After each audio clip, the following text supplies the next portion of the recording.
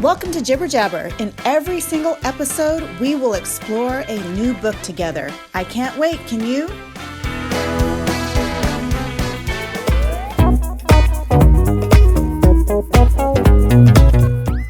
This is a story about an 8-year-old girl who would go to her dad's office, and to pass the time, she would tell stories into a little voice recorder.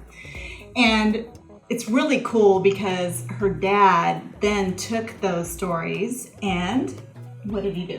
He turned them into an actual book. So it's actually really cool. He heard these stories here, this big imaginative storytelling that she was doing, and he took them and he turned it into an actual book.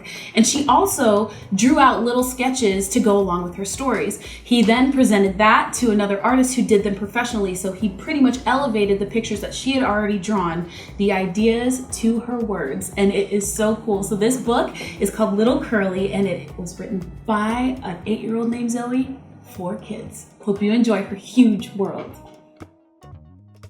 Once upon a time, there was a little dog named Little Curly, and she had an owner named the Firefly Girl. That was her name because the girl had a room full of firefly art and pictures. The Firefly Girl loved Little Curly, and Little Curly loved the Firefly Girl. One day, Little Curly got lost. Little Curly was worried and sad because she knew the Firefly Girl would be very sad. By the next day, Little Curly was hungry. She saw some men who she thought had fireflies on their shirts and ran over to them. Little Curly was wrong. They didn't have fireflies on their shirts, but they were kind and gave her treats. Little Curly went with the men. She still missed the Firefly Girl, but at least she wasn't hungry anymore. The men were part of a big family that took care of Little Curly. They fed Little Curly and made her play a lot of fun games and do a lot of fancy exercises.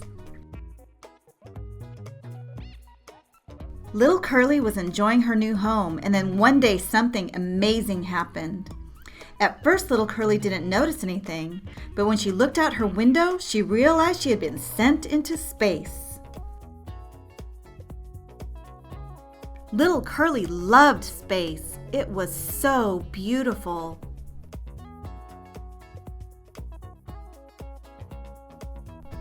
Eventually, Little Curly got a little worried because she was getting hot and thirsty. Just as Little Curly was beginning to feel scared and lonely, she was rescued. The people who saved her were Sevatok. They didn't look like anyone Little Curly had ever seen before. The Sevatok brought her to their planet. Their home looked like everything was made of candy, but you couldn't eat any of it. Little Curly was very happy with the Sevatok. She learned, played, and made friends. But when none of the Sevatok were looking, Little Curly daydreamed about the Firefly Girl. Little Curly missed her so much. One day, the Sevatok came to Little Curly and explained that they were in big, big trouble. They needed Little Curly's help.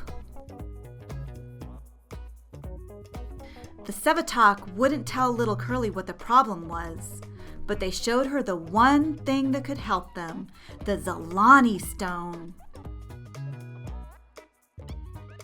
The only Zalani Stone in the known galaxy was property of the Bajar, a very dangerous and bad group of beings. Little Curly would have to go to their home planet and take their Zalani Stone.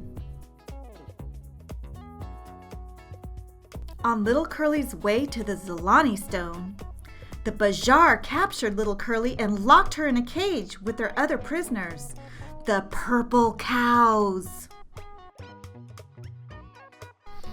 She stayed in that cage for 8 nights. The purple cows were very nice. Little Curly and the purple cows became friends. When the purple cows learned about Little Curly's mission, they wanted to help. First, the purple cows sprayed their milk as weapons and then captured the Bajar. The purple cows took little Curly to see the Zalani stone. But before little Curly could get close, their group was attacked by another group of Bajar. Hi-ya! Boo-ya! Kapow! Little Curly fought the bad guys, but just when it looked bad for the group, the purple cows remembered they knew karate and beat up the Bajar.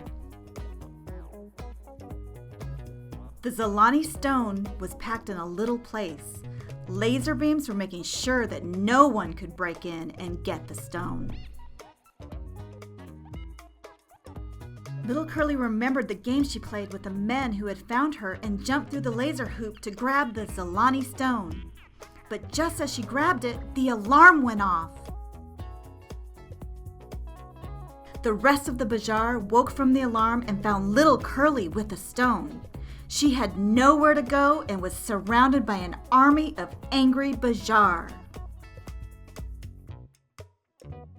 Little Curly wanted to save the Sevatok and give them back their stone, but there were too many Bajar surrounding her for her to escape. She was sad she could not help the Sevatok.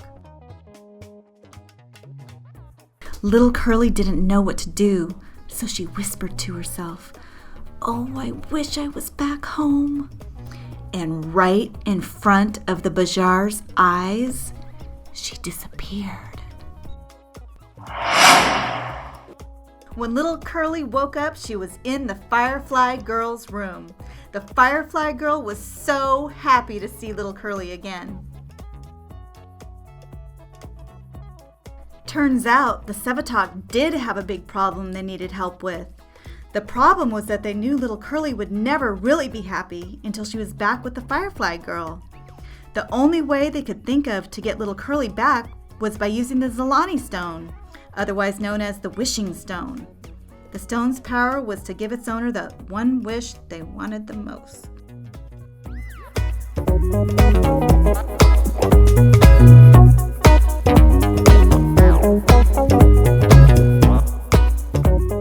Come on everybody and whistle us too.